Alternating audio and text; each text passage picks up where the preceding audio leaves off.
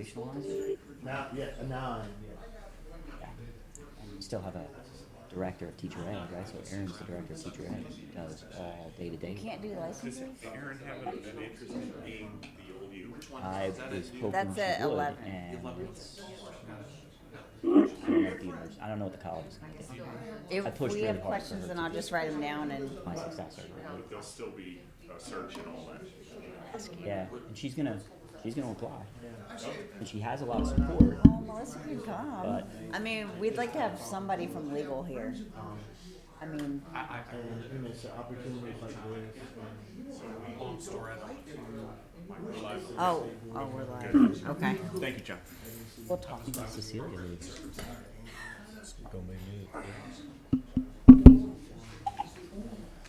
Okay. All right, good morning. Dr. Evans, would you call the roll, please?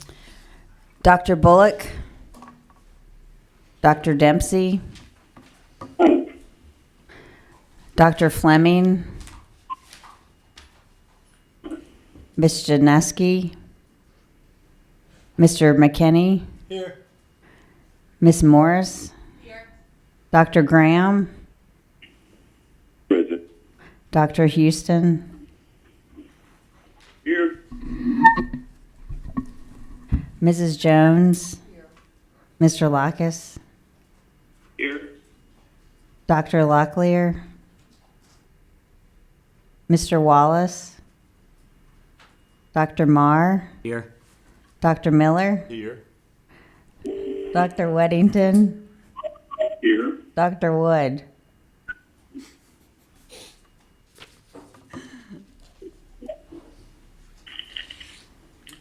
Okay, good morning, ladies and gentlemen, and welcome commission members, advisors, staff, on-site visitors, and online listeners to the November 14th, 2019 monthly meeting of the North Carolina Professional Educator Preparation and Standards Commission.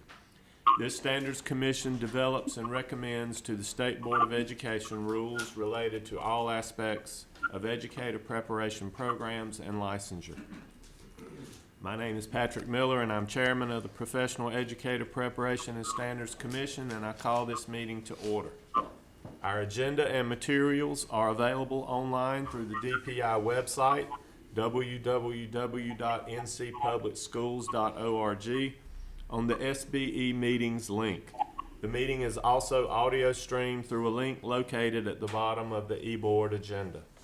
I will now read the ethics statement that is required of us.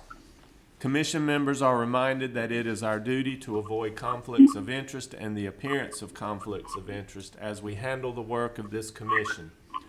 Does any member of the commission know of any conflict of interest or any appearance of conflict with respect to any matters coming before us at this meeting? If so, please state them for the record. If during the course of the meeting you become aware of an actual or apparent conflict of interest, please bring the matter to the attention of the chair. It will then be your duty to abstain from participating in discussion on the matter and from voting on the matter.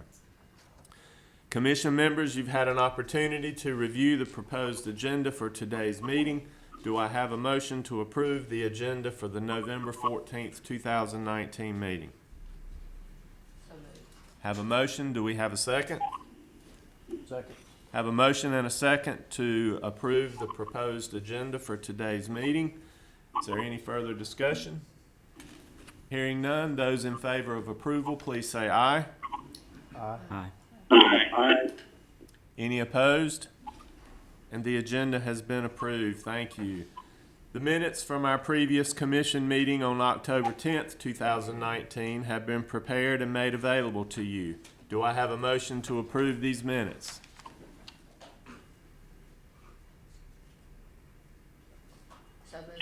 Have a motion. Do we have a second?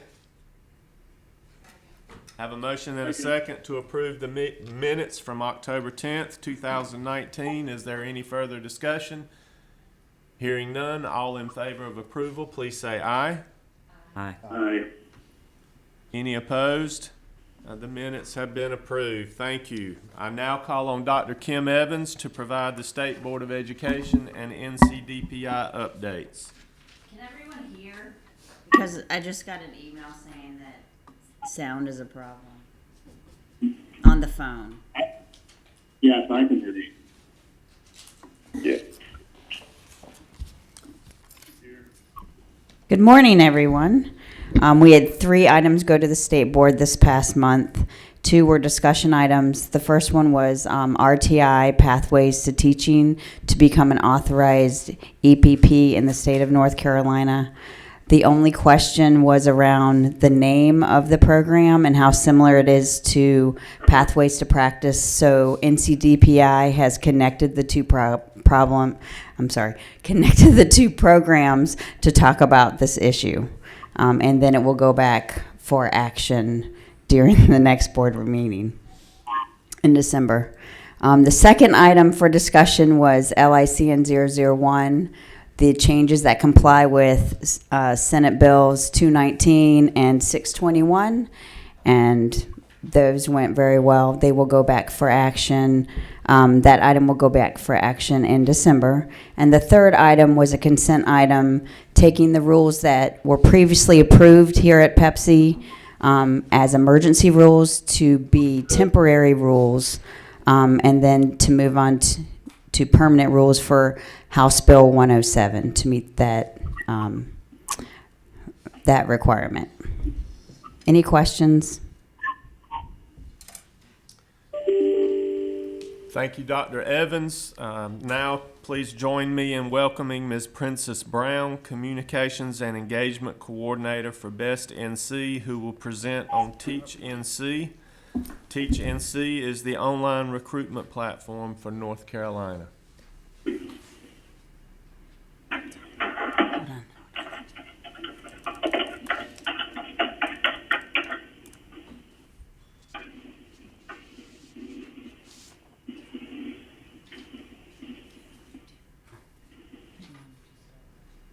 And then I'll get the PowerPoint up. Sure.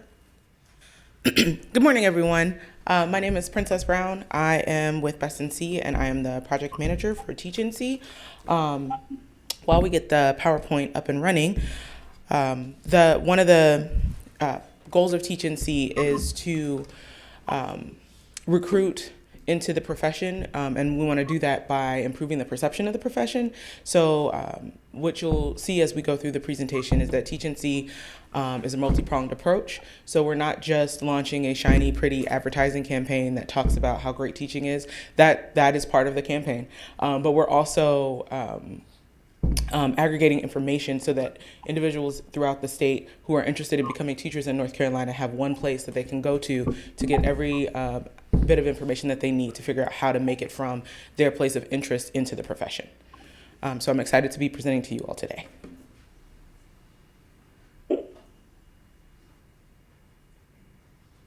Awesome.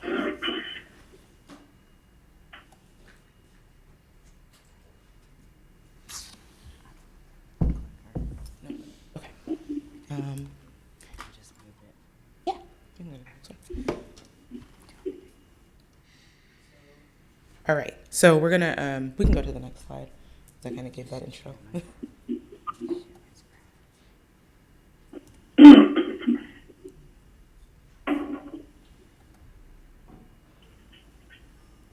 Okay. So I pretty much covered what Teach NC is, and we can go on to the next one of why Teach NC. So one of the things that we've noticed is that across the state we have some critical vacancies in some hard to staff schools and subject areas. And so specifically, we're talking about STEM areas and special education.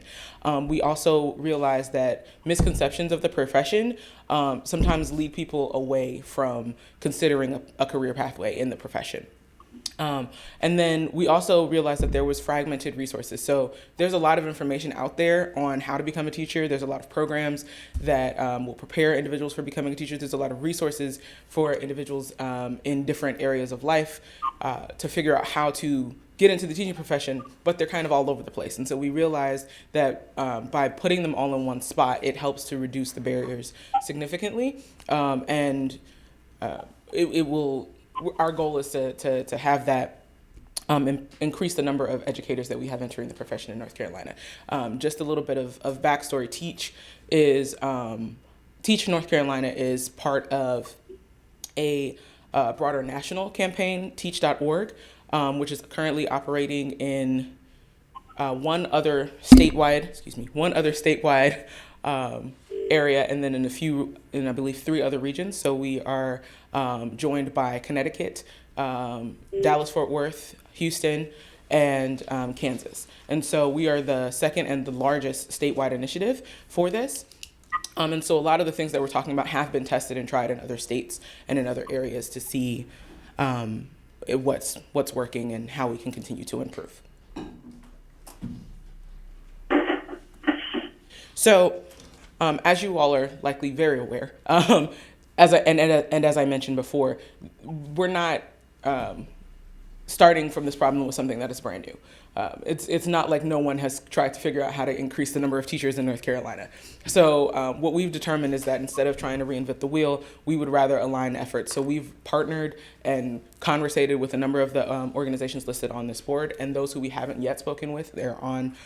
We are scheduling meetings and making efforts to collaborate so that we're not, again, working in a silo. We're, again, bringing all of the efforts throughout the state together. Also, we know that this is not an overnight ask. We understand that improvement of the public perception alone is going to take time. And once that perception is improved, then it is going to take time to get individuals into EPPs, out of them, and into classrooms. And so our goal is to take this at the pace that is necessary. And we're hoping to see all of these efforts turn into measurable impact on student achievement by 2030. So this is an example of this is where we've come from and where we're headed. So we soft launched Teach NC back in May. We officially launched at the Education Cabinet meeting in August. And right now we are in the place where, when we officially launched in August, we launched with over 50% of the state's EPPs listed on the website. And then right now we are in the place where we are continuing to engage the EPP so that we can get to 100%, because that is our goal. We want somebody to be able to go to our site and find every EPP available to them in the state and be able to really get an understanding of what options are available to them. But right now we are also working with the LEAs to create profiles for them as well. We want individuals to not only be able to figure out where to go to an EPP, but once you graduate or complete your EPP, you need to know where you want to teach. And so we wanted to be able to provide a comprehensive look at what it's like to teach in each of the LEAs throughout the state. And so we're working with the LEAs now to get that information. And so this one is really just a brief overview. One of the things that our goals for Teach NC is, again, not just to create something small, but we wanted to, dream big with Teach NC. So we realized that when you start having conversations about educator recruitment, that there are a lot of things that go alongside it. And so these are some of the areas in which we see Teach NC being able to help innovate and be involved in innovative conversations throughout the state. So the question is, who are we talking to? Teach NC is not just for the high school senior who is looking to go to college, although they are one part of the audience for Teach NC. But Teach NC goes back further to middle school. We understand that we have students in CTE courses taking career assessments, trying to figure out what they are interested in and what they have an affinity for and what they have a talent for. And so we want to reach back starting in middle school in order to begin nurturing those interests in students so that by the time they are in high school and trying to figure out where they want to go next, they really do consider teaching as an option for them. And if there are any opportunities for them to explore that throughout high school, we want them to be able to know in advance so that they have the opportunity to take advantage of those. This is also for the mid-college student, because we understand that sometimes while students are in college, they might change their mind. They might have come into college thinking that they wanted to be an engineer, and then they may realize they want to do something else. And so we want to present teaching as a possibility for that something else. Again, and I used the example of the engineering students because, again, this is one of the ways that we feel that we can increase the number of STEM educators by looking at individuals who are in STEM subjects and presenting teaching as an option for them once they graduate. This is also for the mid-career professional who might be looking at changing careers. And then this is also for North Carolinians as a whole, because, again, we understand that once you improve the perception of the teaching profession, it touches everyone. Once everyone understands the value of teaching and of teachers, we understand that this improves the outlook for the profession as a whole.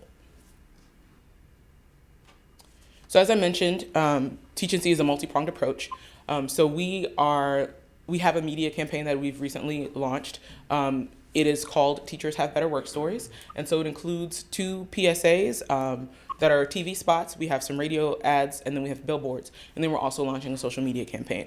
So the idea behind Teachers Have Better Work Stories is that we want to highlight the ways in which the teaching profession is challenging and engaging and requires a lot of skill. So one of the PSAs are not only statewide, but they're also nationwide. But we realized that there was a great opportunity for us to zero in on North Carolina. So we have been reaching out to North Carolina educators. I believe Freebird, we got your story as well, to get the stories of North Carolina teachers and to be able to share those. So that is currently a social media campaign that is running right now. And then, as I mentioned, Teach&C is a web platform. So this is just to give a look at how deep the web platform goes, but it contains information on licensure, it contains information on the EPP programs, there are guides that we've developed, and the thing, again, as we mentioned, is that we don't want to do this in a silo. So we've worked very closely with the licensure team here at DPI. Andrew has done a lot of help with making sure that the content that is on the site is accurate, so that when individuals come to the site, that they make sure that they have accurate information that can help them throughout the process. And we're continuing to check in to make sure that that information remains accurate as things change. And so again, this here gives a bit of a little bit more depth into Teach&C as a resource. So as I mentioned, we have information on licensure, we have information on EPP programs, but we also have information on scholarships and affordability. We have connected with the College Foundation of North Carolina to link to the scholarships that they have available. We've pulled out all of the education-specific scholarships and listed them on Teach&C.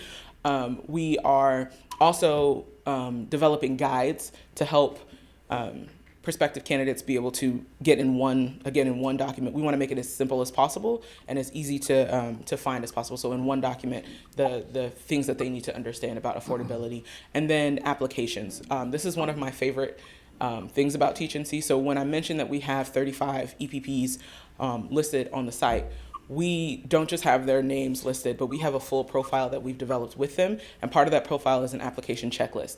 This checklist is customized to each of their programs. And when someone signs up for teachandc.org, they can select to sign up for one of these checklists. This checklist will follow up with them through email to say, hey, your next step is that you're supposed to request letters of recommendation for ECU. Have you done that?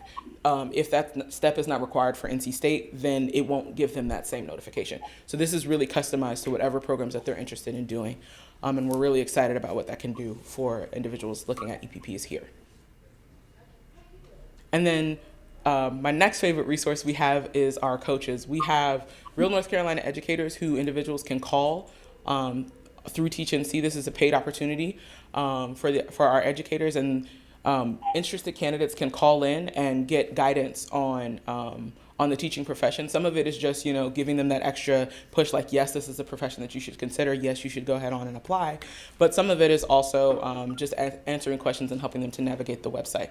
These teachers have been trained by teach.org to be able to help them fully understand the website and understand what the needs might be of the prospective candidates. And they've been doing a great job so far and fielded a lot of calls and going currently. And then again, as I mentioned, our Better Work Stories. So these Better Work Stories, these are the ones that are currently on teachandc.org. As I mentioned, we are still gathering some, and so there will be more to come. But again, as I mentioned, these are to tell the stories of our North Carolina teachers.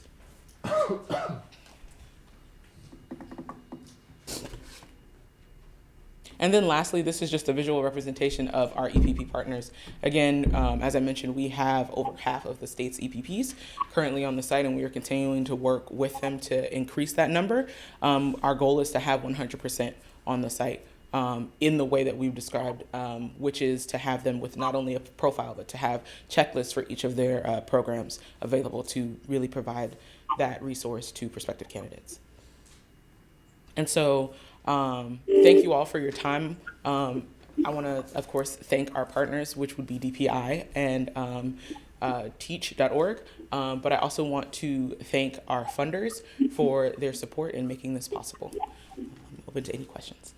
Are there any questions for Ms. Brown? Ms. Brown, thank you for your patience. I know you were on the agenda last month, and again, we apologize that we were not able to make that happen last month, but thank you for coming Thank you for having me. again. All right, next, Dr. Evans will provide an update on the permanent rules for TCED and LICN policies to be approved on November 22nd during a Pep-C conference call meeting so that they can be hopefully approved by the state board in December. Good morning, everyone. Again, we've been talking about the requirement to create rules for the licensure and the teacher education policies for a while, and in fact, we've sent some for LICN 001 or for 219, and then also for House Bill 107. And so we've been starting there, but now we're into going over all the licensure policies and the teacher education policies. And we've been constructing and reconstructing the policies to make sure those rules are meeting the needs of our stakeholders out in the field. And so the next steps will be that on November 22nd, Pepsi will approve the rules for the LICN policies as well as the TCED policies. And we will be sending, NCDPI will be sending the rules for Pepsi members to be able to see prior to the meeting in stages. It will come in stages because we've been working very hard on getting these done, and we are still in the throes of creating, especially licensure rules. But TCED rules will probably come first for Pepsi members, and then we will try to get licensure rules as soon as possible to everyone. We will try to give you as much time as possible to review those so that you will have time to have that feedback and discussion. And then we will need to have a decision by the end of the November 22nd meeting, which is an hour meeting that day, and then it will proceed to the state board in December. Are there any questions about that process? Kim, I think the only question would be, and you just mentioned that, so how much lead time do you think we'll have prior to that November 22nd call? I mean, I know I'm asking. To review those, I'm hoping for licensure at least 48 hours. I think teacher education you will have longer. I'm hoping possibly the beginning of next week. Pepsi members, Eric Snyder here. I'm counsel for the board. Kim and Andrew and Tom have been working very hard on these rules, and I think it's important for you to know that there will not be substantive changes to the rules, right? I mean, the rules are as they are. This is primarily a matter of deconstructing these particular policies that you're already familiar with, that you talk about frequently, and putting them in a format that's appropriate for the administrative code. Now that means teasing out the very lengthy LICN 001 policy and these other ones that Kim's mentioning. So for your edification, it's important for you to know that we're not changing any substantive requirements, but rather taking these policies that have been moved forward as emergency rules and putting them in an appropriate format, a useful format that's going to hopefully be easy to read and easy to follow, that's appropriate for the administrative code. And there will be an opportunity for, once these get published, for the public to comment on them and for them to move through the Administrative Procedure Act processes. So if it sort of lowers your heart rate a little bit, it's important to know that we're not talking about substantive changes to the requirements, but rather trying to put these together in a way that they can put in, that they can make their way into the administrative code in a useful way. So So just to it's more- interrupt, Ken, Eric, sorry so about that. it's safe to say that that's more formatting than anything else? It's formatting. I think there's as the General Assembly's provided a path forward for the agency to take existing policies and move them over into the administrative code and through this process. One of the ideas was, if it's existing, we're not going to change the substance of those rules. So it really is a format piece, but it's going to look quite different, right? I mean, you can the LICN 001 looks like a little phone book. And we're going to try to break that out into pieces in such a way that it resembles the administrative code. So primarily formatting, but it is going to look substantively different to you. Thank you.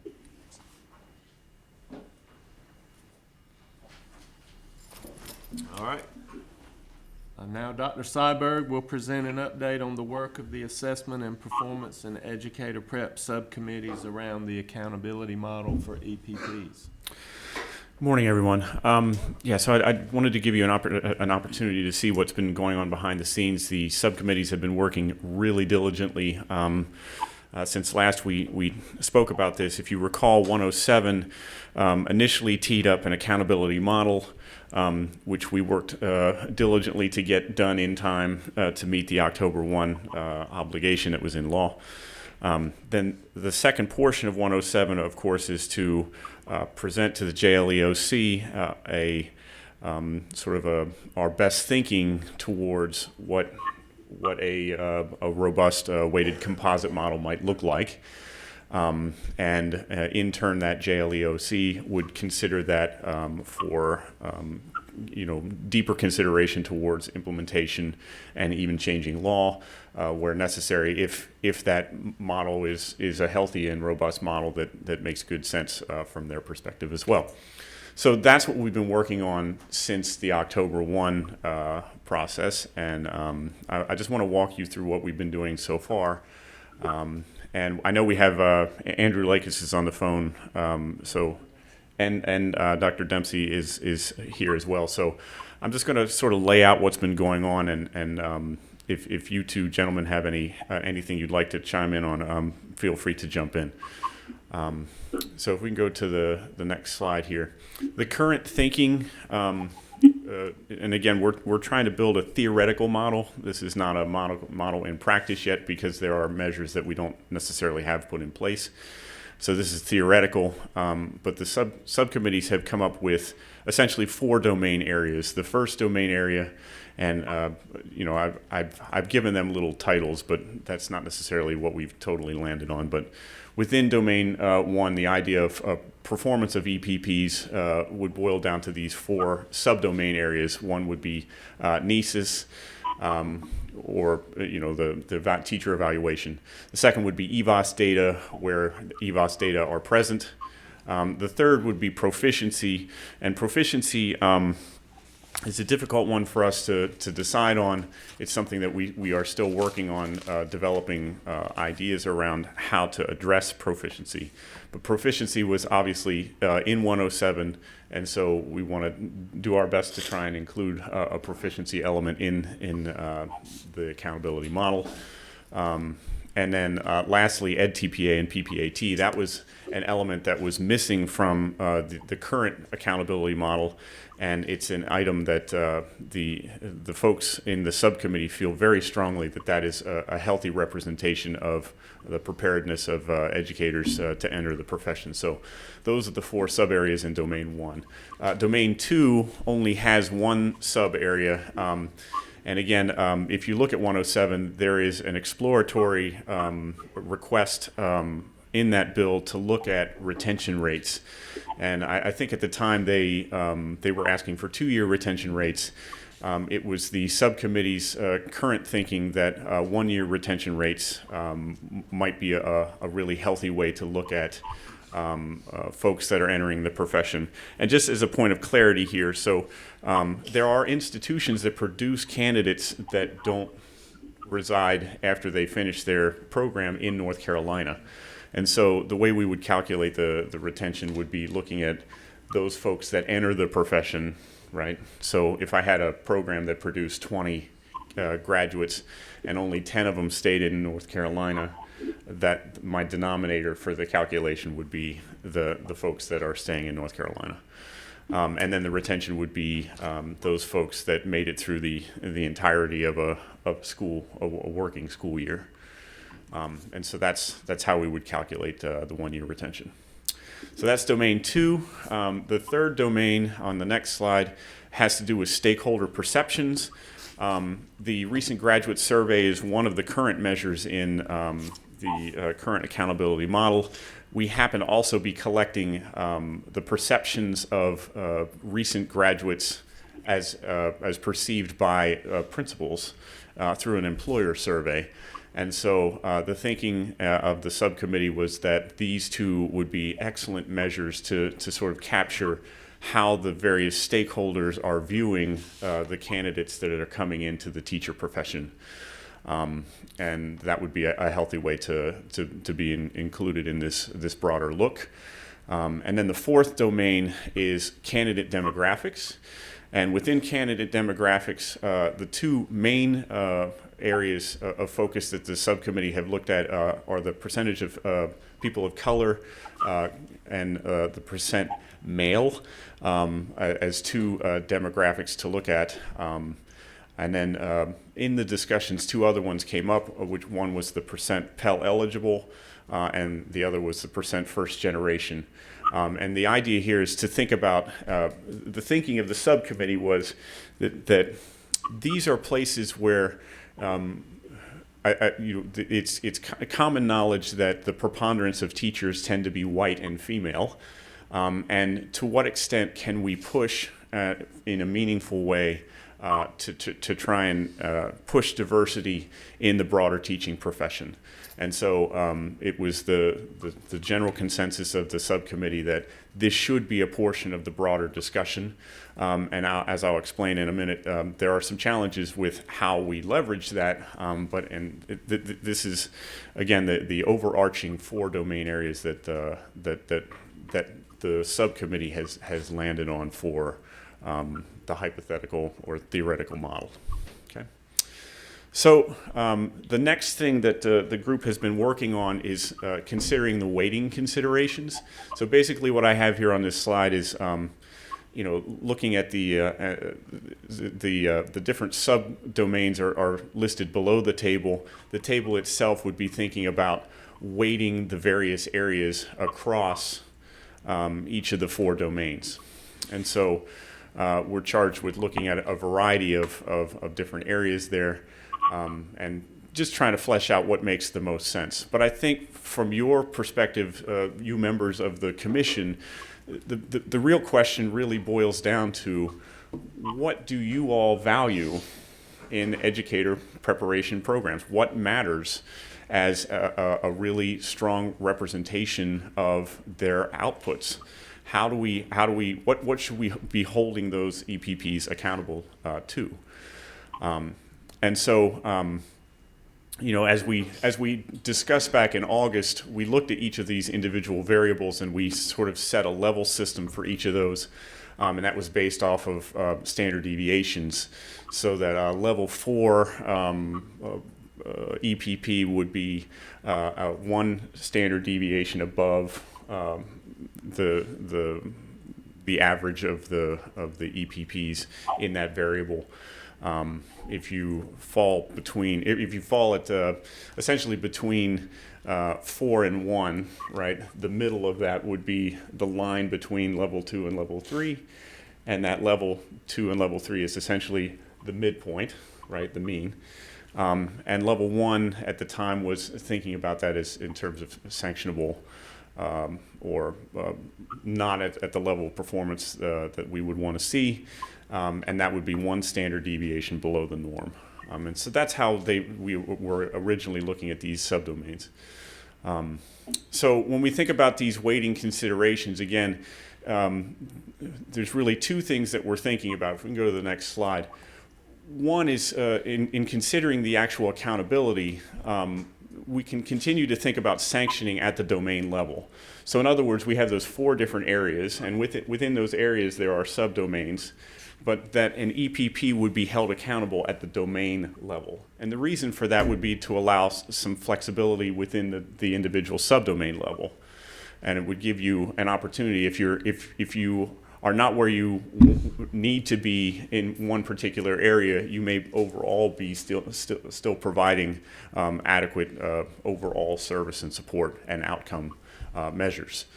And to that end, I think, you know, one of the questions that this group is still thinking about is, you know, within the subdomains, should they be weighted? Should the individual subdomains be weighted differently, right? In other words, you know, we're thinking about the overarching weighted composite model, but if we're thinking within the individual domains, are subdomain components more valuable within that group than others? Right now we have them all set as equal. So that's a point of conversation here in a second. Then the second part of this is to think about, while there's sanctioning at the domain level, I think there is a desire, in my visit with the JLEOC, this was more than a year ago, they obviously were interested in understanding the overall health, sort of a holistic perspective of what's going on at the EPP level. So essentially what we can do is look across those and create a weighted composite, and then for the EPP, and then provide that level essentially at the quartile ranking, not at the individual. In other words, we don't want to say that such and such university is number 13 and Sassafras University is number 27. Because the broader consensus was that ranking to that level of granularity is not particularly helpful, nor is it an accurate representation. It's too complex to think of it like that. But I think we can look at the weighted composite as a measure for providing quartile level ranking. These are the institutions alphabetically that fall in the top tier, second tier, third tier, fourth tier, generically. And to that end, that could be the public display of information, and then obviously very specific granular level data would go to the EPPs so that they can use all this data to help leverage their school improvement planning, their program improvement planning going forward. So that's sort of a broad snapshot of the current accountability. So some questions that are coming to mind as we move forward here. One is the calculation of domain 4, and this is an area that we're still grappling with at the subcommittee level. The idea of candidate demographics, I mentioned earlier this idea of, you know, the desire is pretty unanimous about pushing diversity across the teacher population. There's plenty of evidence that shows that teachers who look like their students have obvious important impact on those students. So if we can think about how to push that in a meaningful way, that would be helpful. So 2 possibilities that are in play that we can think about one would be to set an arbitrary measure by which all EPPs should be held to. In other words, your candidate population should be 22% people of color, or 35% male. This sort of setting an expectation, and then you're either meeting that expectation or you're not meeting that expectation. That's one way of thinking about it. There's some question as to where to set that line, right? The initial way that I shared the thinking was, well, if the teacher population should mirror the diversity of the student population, what is the student population percent students of color? And we could set that as a point of a starting point. So the challenge associated with this, and the reason this is difficult to tee up, is that EPPs are not recruiting from the K-12 setting. EPPs are recruiting from their institutions. So if their institutions have a very low percentage of people of color, or a very low percentage of male students or very low percentage Pell recipients, then setting that goal is going to be very difficult for some of those institutions to meet or exceed. So that's one of the areas that is a challenge. The second way that you could look at this would be to think about, well, if I come from an institution that has, let's say, a very low percentage people of color, and my current student population within the EPP reflects that, and it's well below where we're trying to set our sights for, maybe we could look at growth over time. So if you were at 2% percentage of people of color and you move to 5% percentage people of color from one year to the next or over multiple years, would that be a way of looking at it? And so there are some challenges associated with that too. But I think the point here, and at this point, in terms of this as a discussion item, I think what the broader commission needs to know is that the subcommittee feels very strongly about making sure that diversity is an important component, and how we measure that is not necessarily totally settled. And we would encourage any thinking towards that end, and in terms of pushing the subcommittee to refine its position going forward. And then, do we have another slide? Mm-hmm. The last one, and I think, and I'm going to sort of tee it up to answer any questions or to invite the subcommittee leaders on the phone to share questions and further push the thinking of the group. If you can go back to slide 4 for me. It really comes down to this. This is the model that's starting to take shape, and I think the question to the broader commission is, do you all feel like this is a healthy and holistic representation of the accountability of EPP stakeholders across the state? Are there things missing? Do we feel like the weighting and the distribution of weight makes sense? This is the kind of thing that I think we're going to try and narrow between now and the next time you see me, which will be coming forward. So let me just pause there for a second. I have one last slide, but I'll do that at the end, which is talking about next steps. But Dr. Dempsey and or Mr. Lakis, would either you care to jump in and share any additional thoughts or further refine what I've said so far? Andrew, I would like to say that was done with remarkable clarity.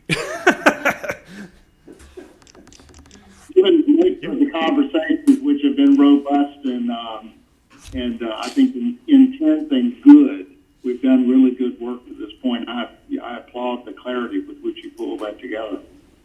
Thank you.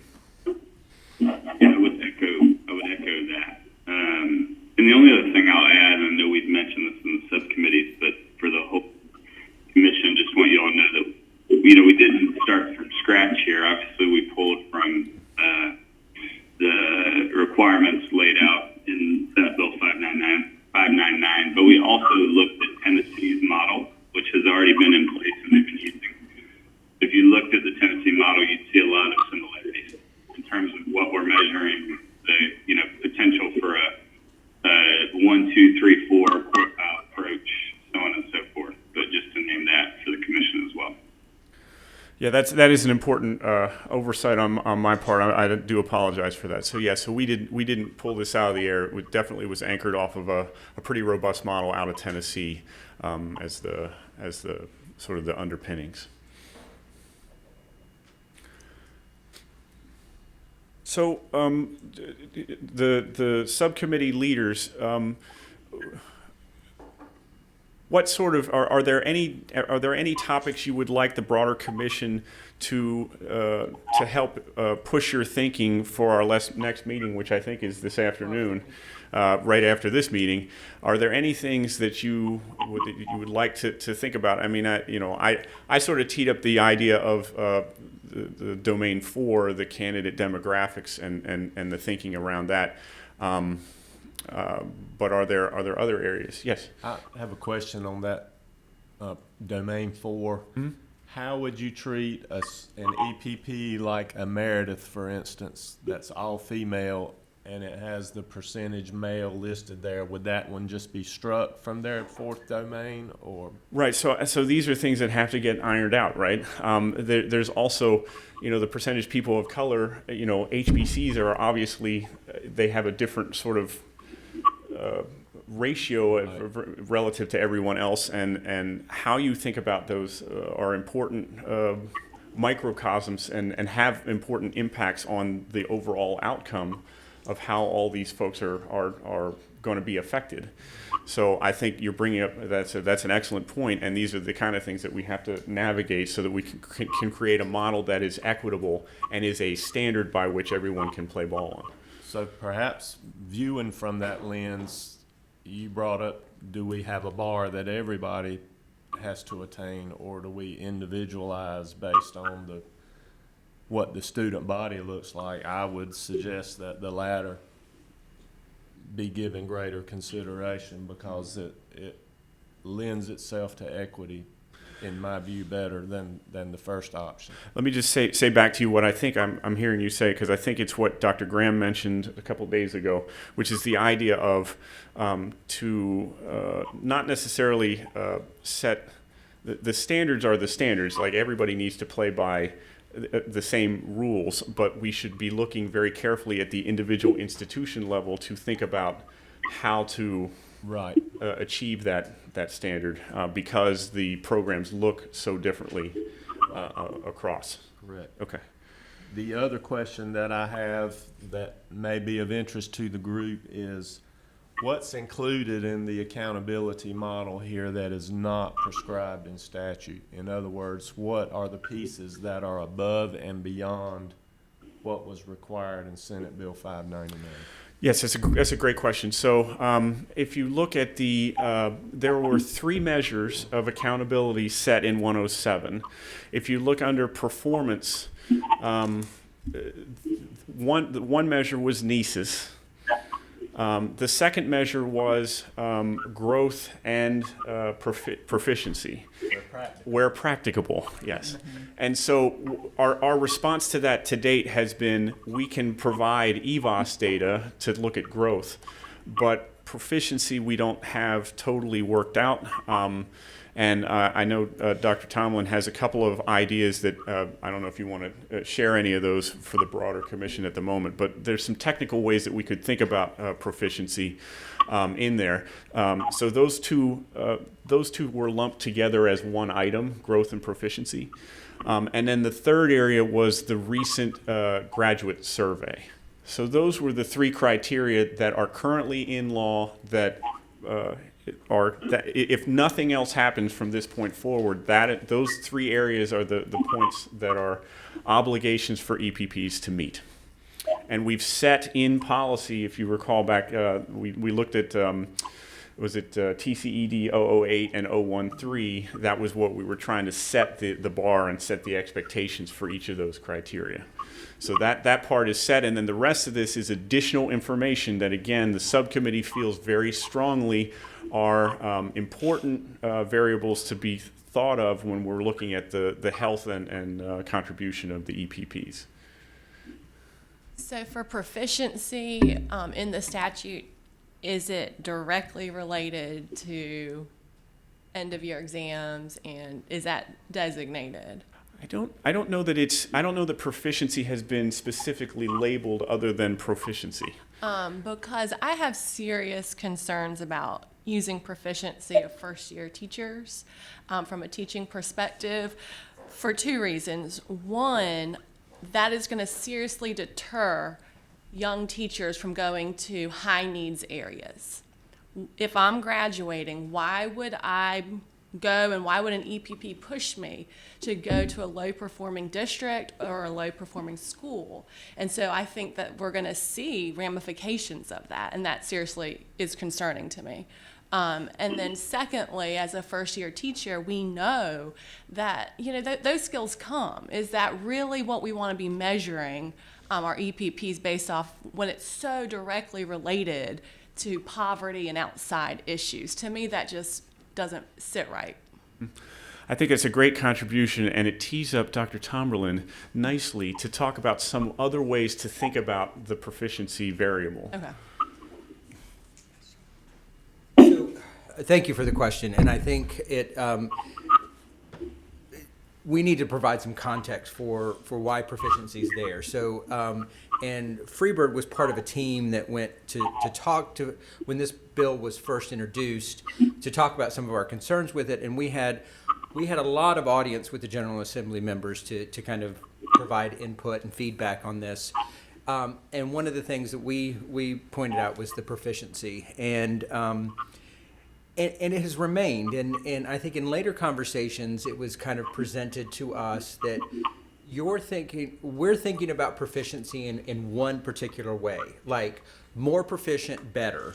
And that measure is not necessarily, the intent is not necessarily to say you get more points for sending a teacher candidate to a school with higher proficiency. Or it is, we need to think about how proficiency of students works into this model in a way that supports low-performing students in schools and teachers that work to generate that. So I know what the lens you're looking at it from. We all were looking at it from that lens, and I think what we've been offered, the language has remained in the law. So that's clear that the General Assembly wants us to find a way to sensibly work proficiency into this model, so that, and it doesn't have to be the higher the proficiency, the more points you get. It can be, how are we incentivizing our IHEs to place teachers in schools with lower proficiency? What do we know about the proficiency of students that are with our first-year teachers? Do we see changes in that proficiency as a result of being with those teachers? So it's kind of a proficiency growth measure, not just your kids are 20%, so you get dinged. We could look at things like that group of kids in the prior year had a 20% proficiency rate. Now, having been with you, this first-year teacher, they are a 21% proficiency rate. Yay! There's lots of different ways to think about this, and I would say I don't want to just reject the challenge of finding a sensible, powerful way to incorporate proficiency into that model that makes sense to everybody, and not thinking about it just in the way we think about how schools are rated on proficiency. Can I ask one follow-up? Sure. Does it have to be related to individual teachers' proficiency? Or So, can it be like school, we're looking at, like you said, placement into low proficiency? Yeah, so we haven't figured it out because right now we're saying this is not practicable, because we would have to think really carefully about how we would want to construct this, and do we have the systems in place to collect that data at the way we want to do this. And so it's going to take some time to figure this out. So right now we're kind of punting on this and saying it's not practicable, and you said it has to be practicable, but I also don't want to relinquish the challenge to do something really creative and innovative and help the field think about proficiency in a different way than what that one way we always think about it. I also think it would be helpful for the commission to have the knowledge of what the state board is going to recommend to the General Assembly for the growth measure to replace the NCFEs, I believe. That's that right. I was about ready to say recommendation with Senate Bill 621, is when due we in had these February. conversations, that was even prior to that bill being signed into play, and now we've got a whole nother layer of how we measure what we used to measure with proficiency. Whatever that recommendation is might shine a light on our path forward. Mm-hmm. I don't know what that recommendation is going to be, but I just would like to remind the commission that work is underway. Yeah. I just have one. So comment question, right? So I've come out clearly in strong favor of this kind of performance being one of the big markers, right? Because it's one of the things that we have actual control over is the quality of the graduates that we prepare, in addition to stakeholder perceptions, right? So when you look at what can an EPP actually have impact over, it's those two things. Candidate demographics are hard to control for because we don't control admissions into the university, as you've said. The same thing with retention. I can't force a student to go work in an individual place. They have agency, right? They get to choose where they go. So I do think we're using the best available measures, and I appreciate that. I worry a little bit about this idea of maybe perhaps slow playing the proficiency piece, because if we're already being evaluated based on EVOS and we're limiting the number of exams now, right? So we eliminate NCFEs. Now we're really evaluating EPPs based on math and reading and 2 science tests, right? So 3 science tests, something like that, right?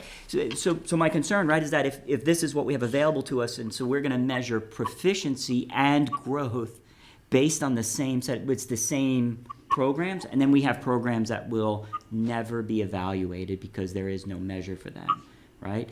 And so you see my conundrum, right? The humanities suffers, the arts suffers, right? And then we overrepresent the performance of an EPP based on elementary education because that's the most tested subject.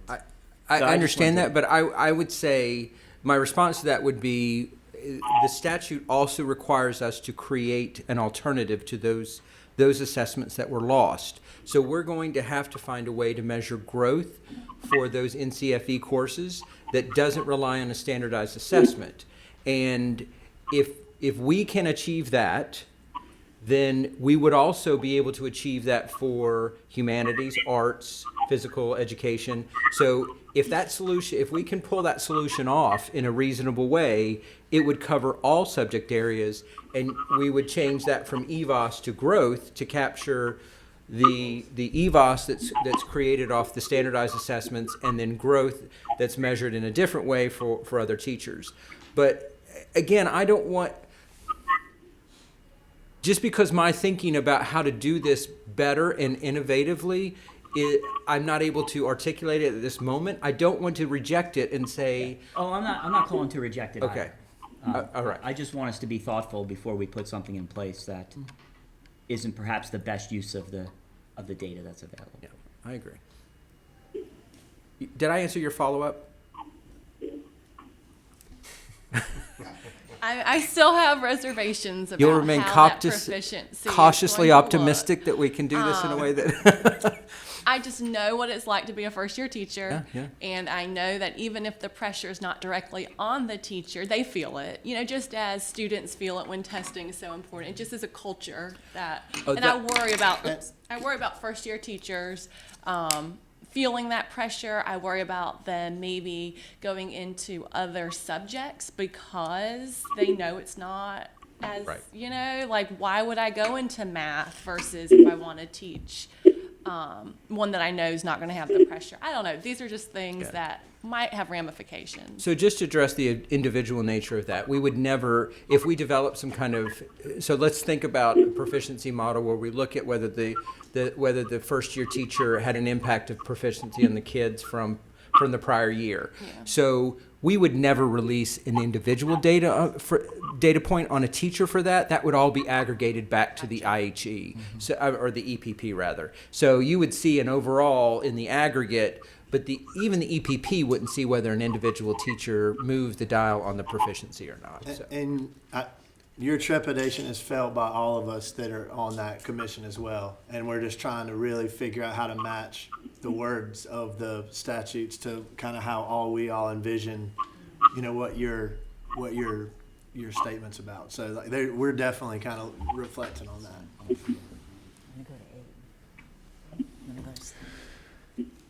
Any other thoughts, contributions to the discussion?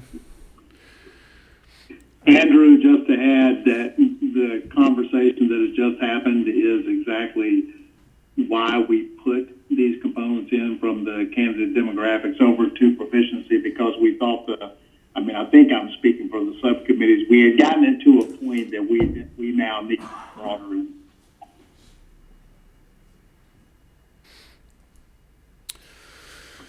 Thank you. So let me just give you one more quick timeline slide at the end of this. And I think this is, did you post this as well for them?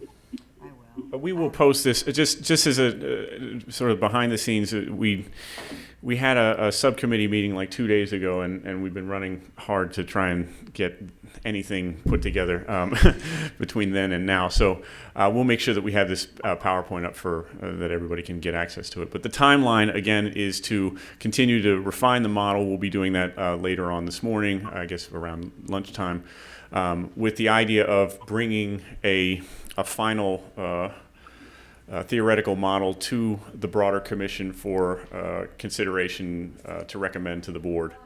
And I might have my dates wrong there. So essentially, if it goes, let me just say it to you. If it goes to Pepsi in December, then it would then travel to the board for discussion in January, and then ultimately we get feedback there, make any modifications if we need to, and then ultimately they would make a decision on voting that forward in the beginning of February to meet the due date within the JLEOC, which is February 15th. So that's how this whole thing will play out. Okay. Thank you, Dr. Seiberg. So on behalf of the Pepsi membership, I would like to recognize members who are leaving our commission as of this month, and we would like to thank them for their dedication and hard work during their terms on Pepsi, and those two are Dr. Ellen McIntyre and Ms. Megan Loftus. They are leaving us, and we wish them the very best in the future. The replacements for Dr. McIntyre and Ms. Loftus are currently in process. Also like to welcome some new members. Welcome back to Freebird McKinney. I'm glad to have you back. And I'd like to welcome Tabari Wallace. He was not able to join us today, but he has been approved as a Pepsi member. So with that, I would like to thank commission members, advisors, and staff for your preparation for today's discussions, and remind commission members that our next meeting will be held via telephone conference on Friday, November 22nd from 9 to 10. We've now completed our meeting, and unless there's additional business at this time, I will entertain a motion to adjourn. So moved. Have a motion to adjourn. Do we have a second? I have a second. Any further discussion? Hearing none, all in favor of adjournment, please say aye. Aye. Aye. Aye. We are adjourned. Thank you.